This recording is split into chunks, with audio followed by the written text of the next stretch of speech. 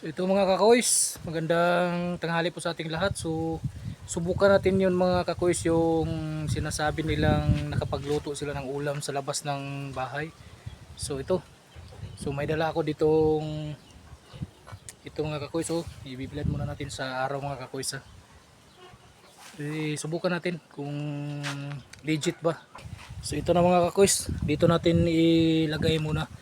Diyan muna natin ilagay mga kakoys. Tingnan natin kung makakaluto ba talaga mga kakoys, kung legit ba talaga. So ito na mga kakoys, lagyan muna natin ng mantika mga kakoys kasi medyo parang mainit na. Yun. So antay muna tayo ng mga ilang minuto mga kakoys, saka natin ilagay yung itlog na lulutuin natin. Tingnan natin mga kakoys kung legit pa talaga, may dalawang itlog tayo dito mga kakoys. So ito na, tingnan natin mga kakoys ha. Yan, legit nga mga kakoys. Woo! Dalawa. Grabe mga kakoys, sobrang init talaga oh. Legit. Tingnan nyo. Lagyan natin ng asin mga kakoys. Yun. Bing bing bing bing bing bing bing bing bing. Yan, legit nga mga kakoys. Grabe, bumubula pa mga kakoys oh. Sobrang init.